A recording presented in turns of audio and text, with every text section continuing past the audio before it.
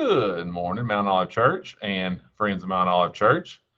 Took me a couple times, but I've got this book balanced on my head here. Andrew Short here with you on this Saturday. So, I'm going to talk about posture. So that's a book for those of you below the age of 25. Those were actual books made from trees.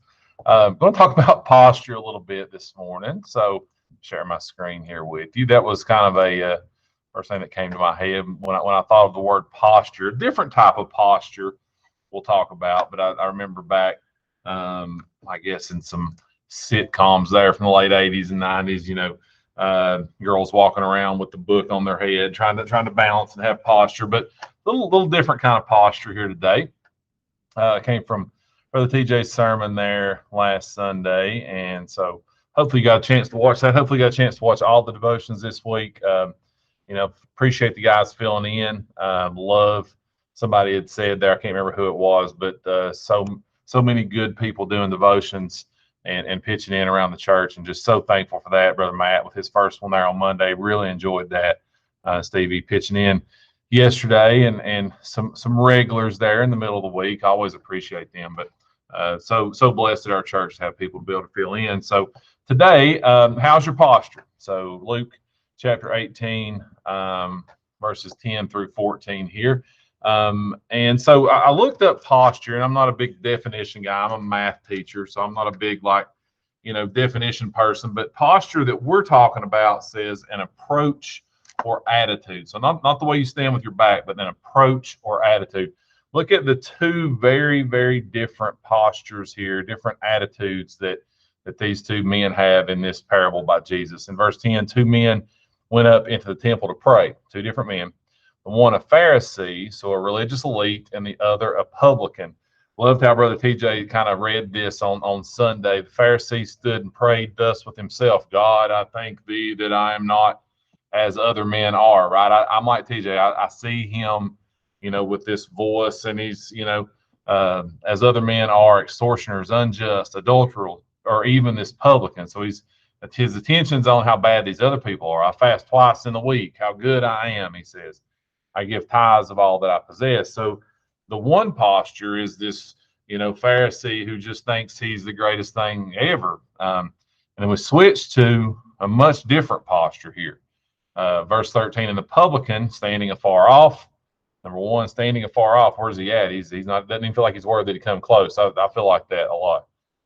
Would not lift up so much as his eyes into heaven, but smote upon his breast, saying, God, be merciful to me, a sinner. He knows what he's done. He knows he's a sinner. He knows what he deserves, but his attention is on God. Verse 14, I tell you, this man, the publican, went down to his house justified rather than the other. For everyone that has exalted himself shall be abased.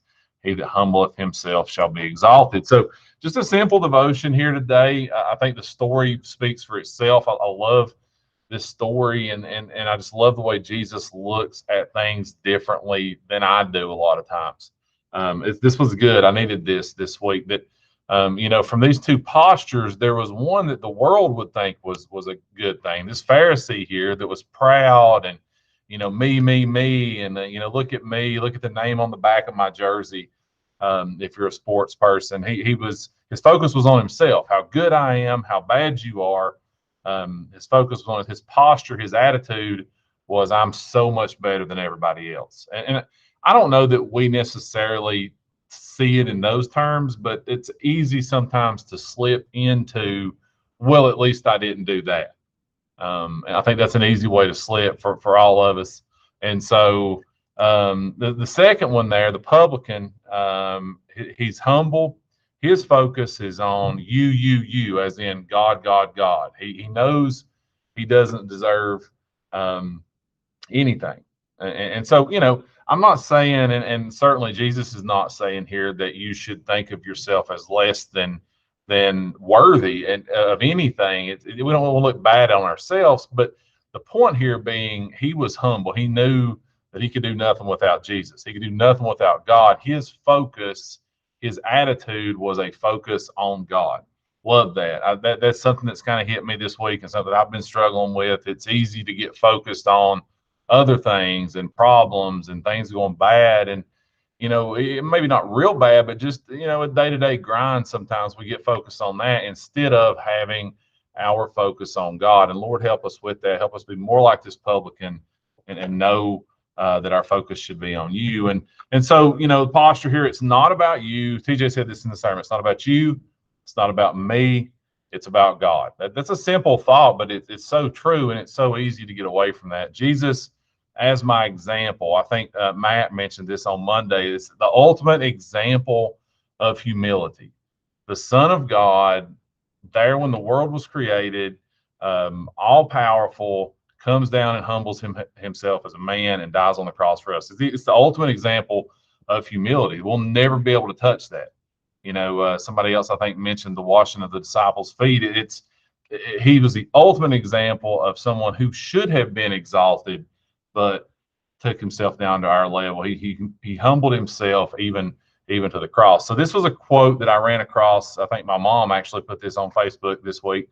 So I'm going to quote her, who was quoting Billy Graham to end here. It says, "Your salvation depends on what Christ has done for you, not on what you can do for him." So that's a humbling statement. We can't work our way to salvation. Our salvation depends on what Christ has done for us, not on what we can do for him. We certainly want to do things for him, but that's part of the deal.